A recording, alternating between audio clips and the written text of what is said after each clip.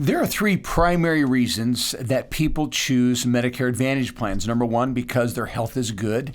Number two, because of the cheaper monthly premiums versus premiums for a supplemental plan. And then thirdly, because of the perks that are included in the Advantage plan that are often not a part of supplemental plans or original Medicare. And so what I'm going to do in this video is look at Advantage plans, and I'm going to share with you the good, the bad, and the fine print, because all Advantage plans, in fact, all insurance really have those aspects, the good, the bad, and the fine print. And so that you'll understand if you choose an Advantage plan for your Medicare coverage, you'll be aware of these particular items. So first, let's talk about the good of Advantage plans. What are the good features, really the good aspects of the Advantage plans? Well, number one would be they have low or no monthly premiums. Okay? In most markets right now, we're going to have anywhere from 20 to 30 different Advantage plan options. Probably half of those are going to have a zero premium. Now, we still have to pay Medicare the Part B premium, but you don't have to pay the insurance company any premium. A few of them that do have some premium, it's typically because they have a very nice drug plan that's part of that package, and so you're going to pay anywhere from maybe $10, $20, or $30 a month for that plan, okay? And so point is they're very low cost, and the reason for that is because instead of paying a premium, what we're going to do, and this takes us to the second feature, is we're going to pay copays. Okay? We're going to pay copays. But the good news is that those copays are very reasonable. In other words, they're not high dollar copays. If you go to a primary care doctor, it's usually zero, but it could be upwards to maybe $10, very reasonable. See a specialist, maybe a $25 to $50 copay to see a cardiologist or a rheumatologist or a dermatologist or something. And then if you have a CAT scan or an MRI, you may be charged a $200 to $250 copay. But again, this could be a $1,000 or $2,000 test, and you're paying a very reasonable copay. Outpatient surgery for cataracts or a knee replacement may be somewhere between $250 to $350. Outpatient surgery could cost someone $12,000, but because you're on an Advantage plan, you just have to pay a fraction of the cost of that outpatient surgery. If you go to the hospital, there's a daily copay on most plans, which is usually around $350 a day, and that daily copay covers all services that you got that day in the hospital. And there's always a limit. They usually will have you pay maximum maybe 5 days or 6 days, but each hospitalization, you're subject to a very reasonable copay, again, about $350. So you see what's happening is we're paying as we go. We don't pay a premium, but we pay these copays instead. Okay, but they are very, very reasonable. And then that takes us to the feature number 3, and that's this, and that is that we're going to have a drug plan, which is called a Part D plan. A Part D plan or an RX plan, same thing, that's going to be included in the Advantage plan. So when we get an Advantage plan, it's going to cover inpatient and outpatient. That's the Medicare Advantage part of it. And then they're going to add a prescription drug plan. That's what we call these MAPD plans. And so it's embedded, it's part of the package. And normally when they add that Part D plan, there's usually no premium for that. You'll have some copays for some of your meds, but there's no premium for that. And so that's a nice feature. Now we also have to be aware of that insurance company has selected the drug plan we have to use, so we have to make sure that we're happy with the drug coverage of that embedded prescription drug plan. But it's a nice feature for the Advantage plans. And then number 4, another nice feature is that you can switch Advantage plans annually. And there's actually 2 different opportunities to switch Advantage plans. Number 1, we can switch an Advantage plan October 15th through December 7th. And when you make that switch, that plan that we just switched to goes into effect January 1.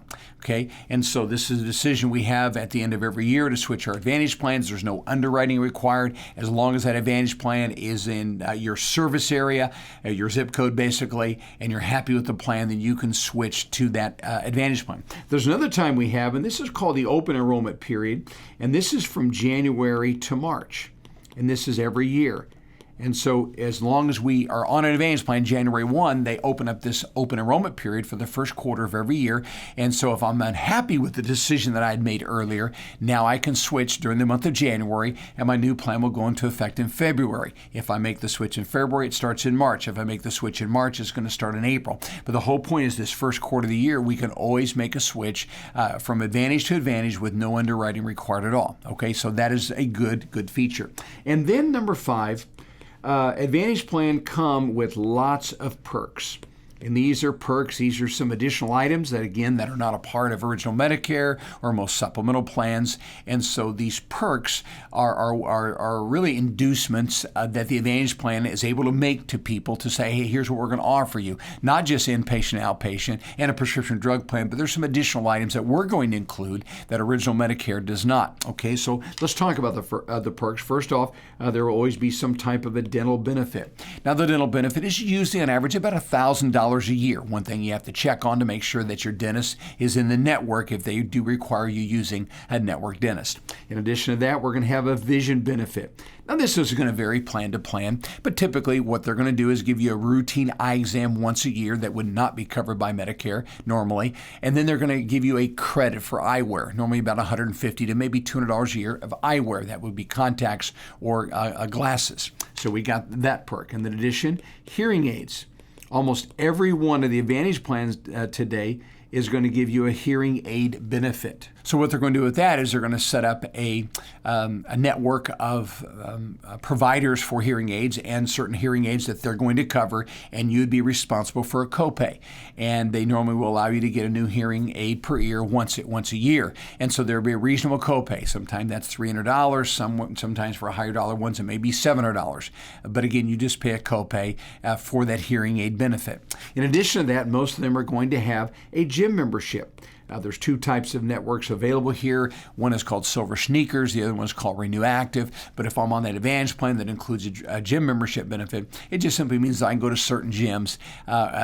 Could be community centers, could be YMCAs, a variety of places where they will allow you to go to that facility and exercise and work out and be a part of some of their programs at no cost to you. Okay, so that's a nice benefit as well. And then we have another thing that just started a couple years called the over-the-counter card. And what happens with the over-the-counter card is they will give you a card that is preloaded, anywhere from $25 to maybe $50 every quarter. And you can go online or they'll give you a catalog. You can actually order things that would be over the counter. It could be supplements, could be Band-Aids, could be a variety of things that you would get on over the counter. And you can order those things once a quarter up to that particular limit. Now, one thing about this benefit is it doesn't carry over. So you ought to use the full maximum that quarter, because if you don't use it, you will lose it. And then they refill the card again the following quarter. So that's the over-the-counter card. And then there's one other item that's important for us to talk about, and that is called the Part B reduction. Part B reduction. Now, Medicare Part B right now is $170.10 a month.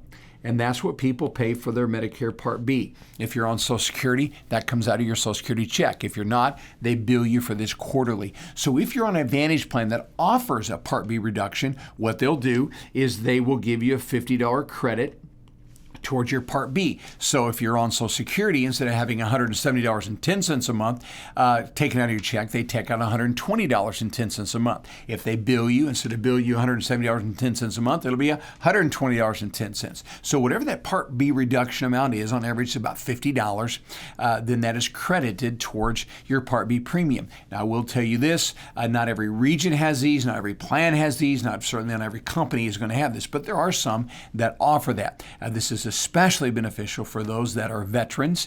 In other words, you have VA benefits, or you're retired military called Tricare, or you're retired from the federal government. They typically have some really nice plans available to them called Patriot Plans or Honor Plans where you can get a very attractive Part B reduction. And the reason for that is because on those plans you get your medications either through the VA or Tricare for Life or through your FEHB benefits. So they up that Part B reduction. But for people that are not veterans or Tricare or FEHB, the average is about $50 on a monthly basis. So those are the good and very legitimate features that come with most Advantage plans.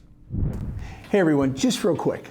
We're trying hard to get this content to more people just like you who are looking for honest and helpful Medicare answers. So if this video has been helpful, you can help us out by hitting the like button and subscribing.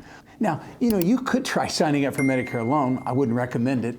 But if you want free Medicare help from a Medicare expert, check out the links in the description. We literally help thousands of people every month make Medicare decisions. All right, let's get back to the video. So then that takes us to the bad features. These would be some issues with all Advantage plans that truly are going to be negative. All right, now remember I said that one of the good things about Advantage Plan is you don't have a premium, so you pay copays instead. But what is happening, and this is kind of a negative feature of an Advantage Plan, is that those copays are actually going towards what we call the max out-of-pocket, or we call it the MOOP. And this max out-of-pocket is what you would spend max out of your pocket through a series of copays. All right. Now, most plans right now are going to range anywhere from about $3,500 upwards to maybe $10,000 a year. And so you always have to find out what's the max out of pocket. If you had some serious health issues, you got diagnosed with cancer, what is it going to cost you? Because almost all people that get cancer and go through treatment, radiation, chemotherapy, maybe a surgery, they're probably going to max out. Okay, so we have some fairly substantial amounts of money. This is not going to probably break the bank, but it could pose some financial hardship because you have this max out of pocket. Now, one of the issues with the max out of pocket is this: that max out of pocket resets every January. So what can happen, and I've seen this happen before, someone gets diagnosed with cancer, let's say the latter part of the year, maybe August, September, and they start going through their treatment, and they're on a plan that has a $6,700 max out of pocket. Well, they're going to max out during those final few months of the year, but if their treatment's not over, because these max out of pockets reset every January, now they're going to start paying copays again, and there's very high likelihood that they will actually max out again. So I've had people within 4 to 5 month period of time, because of cancer, had to max out 2 different times because that cancer carried over from the latter part of the year into the new year. Okay, so that's why it is bad, because they will reset every January, so you're obligated through your copays to meet that max out of pocket again. Now, the second feature that really is bad is networks. Now, whenever you enroll into an Advantage plan, you have to choose a network that you want to be a part of. Okay, we have HMO plans, and we also have PPO networks. Those are the two options. All right, so the reason we're saying this is a bad feature, especially on the HMO, because that HMO, as you can see by the screen, it's going to be a smaller network. There will be less choices, less providers within that HMO network. And the reason for that is because providers that agree to see HMO clients do not get paid as much money as a PPO provider would. And that's why I use the larger box to describe the PPO. There's more doctors and more hospitals within that network. The more money is paid to them, so more are willing to be on the PPO plan. But anytime you take an Advantage plan, you're going to either be on an HMO or a PPO plan. And so you have to realize that with networks also come restrictions and limitations of providers. If someone stays in original Medicare, the only thing they have to be concerned about is, does that provider take Medicare? When you're on an Advantage plan, it's not do they take Medicare, it is will they take your specific plan. Okay, so that's what we mean by network. So that's why it would be a negative. Now, that doesn't mean it should be a deal breaker for everyone. The first thing you have to do is make sure your providers are in their network. A high likelihood that there is, but you're going to have to make sure, because on the HMO network, you have to stay in that network unless it's an emergency or an urgent care situation. In those situations, we don't care about network. Go wherever you want to go. But if it's non-emergency, it's not an urgent care situation on an HMO, you have to stay in your network. Okay, you can't go out. Now, if we're on a PPO plan, we can go out of our network.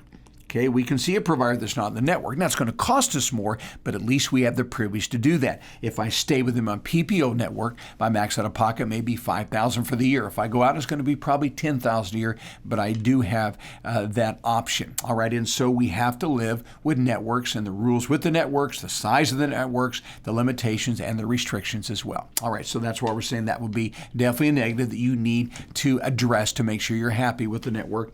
And then number 3, what you have to realize is that whenever you're on an Advantage plan, you're going to have about 70 to 72% of the services that you may need in healthcare are going to be required to have a pre-authorization. All right, pre-authorization simply means that the doctor says you need something, a test, a surgery, a scan, a skilled nursing stay. You need something, and if that service has to be pre-authorized, that means the insurance company has to agree with the doctor's decision and has to approve that they will pay for that procedure or that test or surgery, whatever it is, and they'll pay for it financially. So we have the doctor makes the order for the service, but if it's pre-authorized, the Advantage plan has to agree to that, approve that, so indeed that service service will be covered. That's a pre-authorization.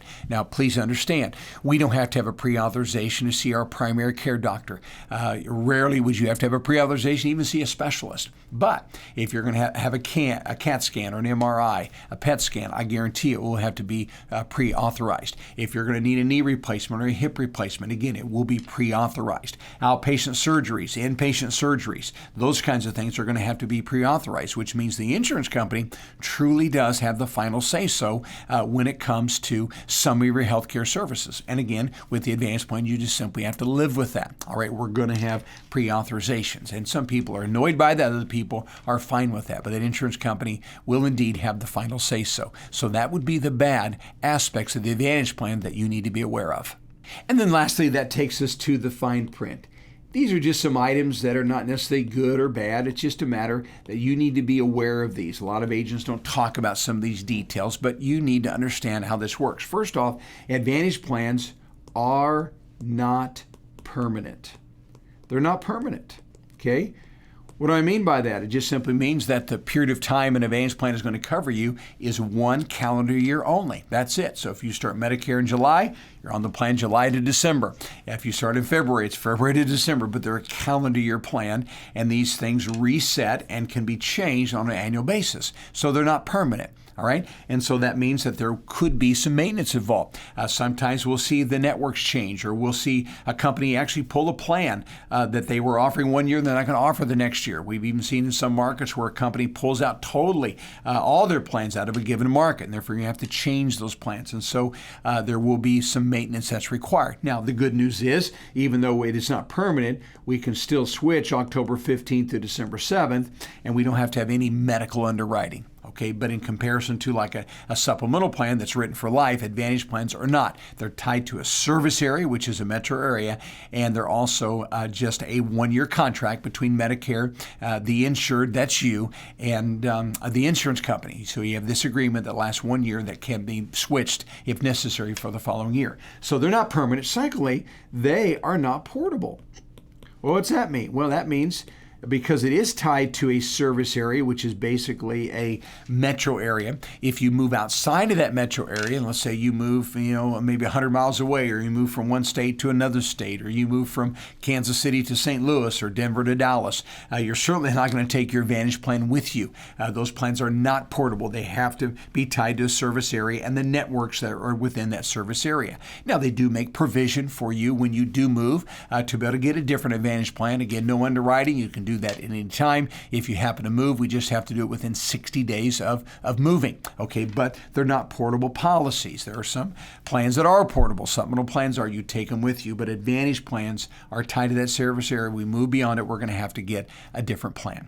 And then lastly, and this is probably one of the fine print issues that is the most important. These others are, of course, but this is very important, and that's this, that you may need to medically qualify to switch from an Advantage Plan to a supplemental plan. Now, there are some states that are a little bit more lenient than this, but basically 40 of the 50 states, the rules are if you're on an Advantage Plan and you've been on that plan more than a year, say you're on it 2 years or 3 or 4 or 5 years, you most certainly, if you ever want to get a supplemental plan, you're going to have to medically qualify to do that. So when we make that application, moving from Advantage to supplemental plan, we're going to have to ask you 25 or 30 health questions. We're going to check all the medications that you're taking now or have for the last 24 months and get a statement from your doctor. So we have this underwriting process that we go through to be able to make the switch, and that supplemental plan does not have to take you. Now, when you first go on Medicare, they have to take you, but on the Advantage Plan, when we're switching Advantage to Sup, they don't have to take you. And so you could have some health issues that would then cause them to deny that application, and then you would have to stay on your Advantage Plan. And those items where they can decline you are not necessarily life or death. Certainly any life or death serious issue, they won't approve it. But I've seen applications patient denied simply because of rheumatoid arthritis or spinal stenosis, or someone had an AFib incident in their medical records, one incident, and they were declined. Sometimes insulin-dependent diabetics, if they have any complication from their diabetes or they take too much insulin, they're not going to be able to make the switch because they can't get through underwriting. And so those insurance companies have the right, when you make the switch, to scrutinize your health, your pre-existing conditions, and if they're not happy with that, they actually will deny that application, and then again, we're going to have to stay on the Advantage plan. Now, I can move from Advantage to Advantage with no underwriting, but not so when it comes to Advantage to a supplemental plan if I've been on that plan more than a year. All right, and so those are the fine print issues that you need to be aware of if you select an Advantage plan.